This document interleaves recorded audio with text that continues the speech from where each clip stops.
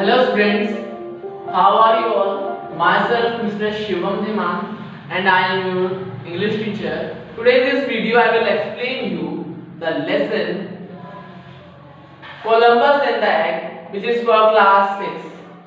So students, this chapter is describing the story of Christopher Columbus, who had discovered the West Indies. And Christopher Columbus एक Portugal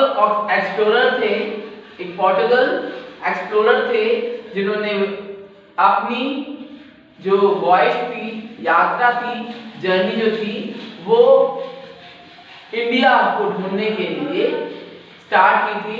but वो कहाँ पहुंच गए थे?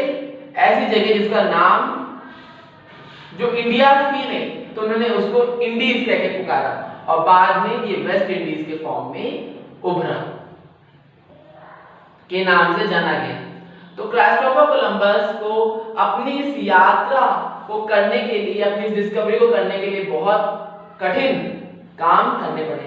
जैसे कि हमें पता है कि किसी भी डिस्कवरी या किसी भी इन्वेंशन को करने के लिए उसके इन्वेंटर को या डिस्कवरर को बहुत ही हार्ड वर्क, पेशेंस और डिटर्मिनेशन चाहिए होता है, तब जाके कोई डिस्कवरी होती है। और ये अन्य पर्सन्स के लिए कहना तो बहुत ही आसान होता है, इसमें क्या था, ये तो मैं भी कर लेता, अगर मैं ये करता तो मैं भी वो पा देता। पर इसको प्रूव कर पाना कितना हार्ड वर्क उस फर्स्ट पर्सन ने किया था जिसने ये डिस्कवर किया, जिसने इन्वेंट किया था, उसके कंपैरिजन में दूसरे पर्सन के लिए बहुत ही टफ होता, क्योंकि मेहनत वही लगनी थी, डिटर्मिनेशन चाहिए, हार्ड वर्क चाहिए और पेशेंस चाहिए, तब जाके हमें अपना गोल मिल पाता है।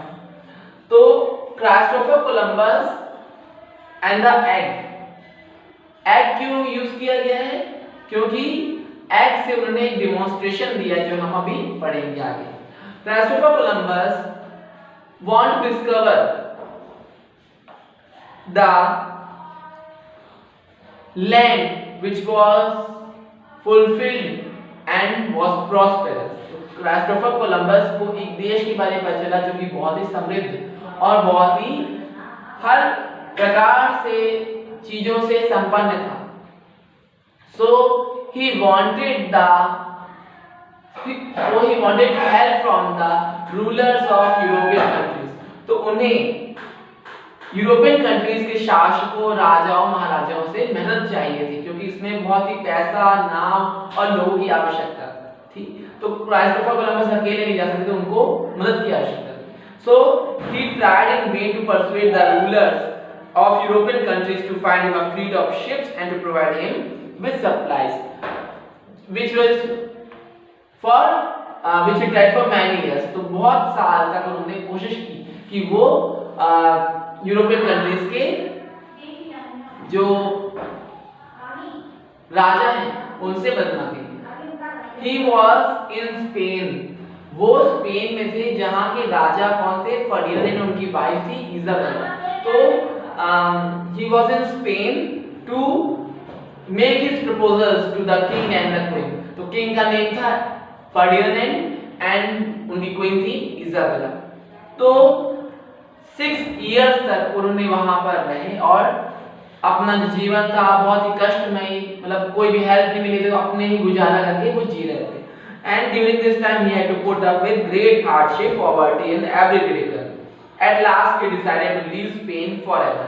और आखिरकार उन्होंने ये फील किया कि अब उन्हें स्पेन जो है वो छोड़ के चले जाना चाहिए, क्योंकि जब 6 साल एक लंबा साल होता है और उनको कोई मदद वहां से नहीं मिले तो उन्हें लगा, वो निराश हो गए और हार कर उन्होंने वहां से चले जाना ही उचित समझा।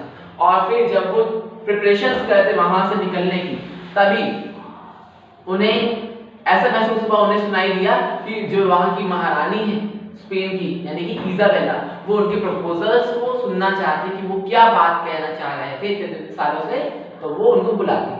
एंड व्हेन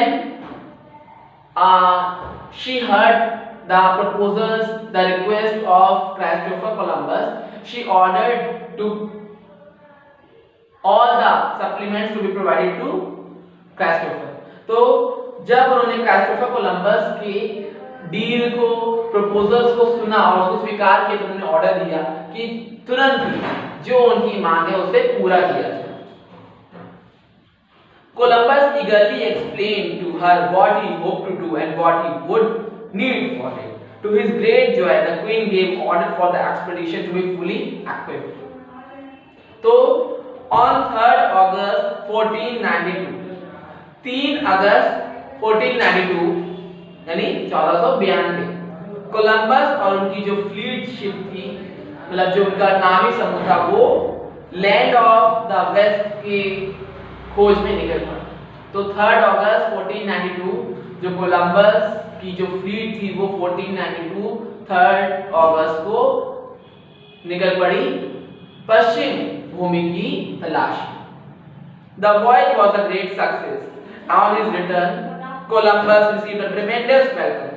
अब ये यात्रा बहुत ही सक्सेसफुल रही, उन्होंने एक लैंड डिस्कवर भी किया और उनका जब वो वापसी लौटे तो उनका जोरदार स्वागत किया गया। And he was invited to the court of Barcelona, where he was attended by the king, the queen, the clergymen, the nobles, the priest, the cardinal of the church, the royal priest, and all the noble persons of that place. तो उन्हें national hero कहकर संबोधित किया गया। He was acclaimed a national hero, and when he was just standing up to bow down for the king, but the king said him to just sit down as he was a great person now. And it was a huge ceremony only for the great discovery of the Christopher Columbus. And it was a very great honor at the court when the king already have ordered him to be seated. The cardinal of Spain, the head of the church, honored Columbus by holding a banquet for him.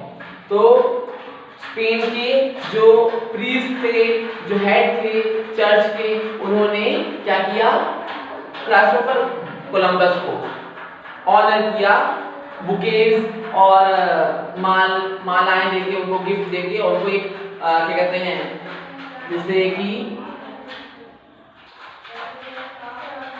एक बहुत बड़े-बड़े honour से उनको सम्मानित किया। ठीक है, तो इस सेरेमनी में रिच लैंड ओनर्स, कूटियर्स और क्लर्जीमैन भी थे, और ये ग्लोरी, उनकी जो कीर्ति थी, उनकी जो नाम था, फेम था, वो फैल रहा तभी। और वहां पर उस देश के भी डिस्कवरर्स, ऐसे फॉरेनर्स भी थे जो क्या थे, डिस्कवरर्स थे या इन्वेंटर्स थे। तो जब उस दिन का जो सब्जेक्ट था, उस दिन का टॉपिक क्या था कन्वर्सेशन में, बातों में सिर्फ इंडीज ही भरा हुआ था। तो उनके सामने कुछ जो लोग थे, बातें डिस्कशन चल रहा था, उसी समय एक पर्सन ने बोला कि sir क्राइस्टोफर, if you were lordship had not discovered the Indies, this would have been here in Spain, which is a country abandoned with great men who would have started a similar adventure with the same result.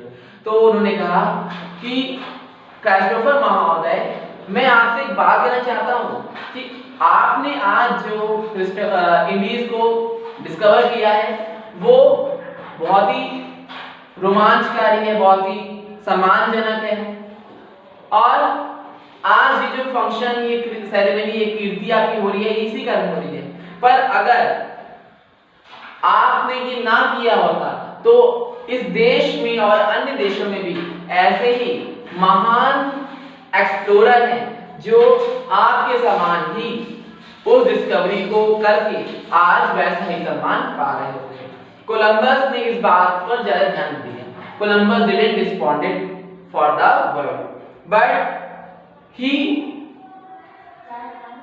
presented a wager. Wager means bet towards them. तो उन्होंने इसको prove करने के लिए कि वो उनसे ज्यादा एफिशिएंट थे उस डिस्कवरी के लिए, ज्यादा बेटर थे, ज्यादा सुपीरियर हैं उन लोगों से, तो उन्होंने इस डिस्कवरी को प्रूव करने के लिए उन्होंने एक शर्त, मतलब एक चैलेंज दिया उन लोगों को कि Gentlemen, I will lay a wager that none of you can make this egg stand up as I will without anything at all.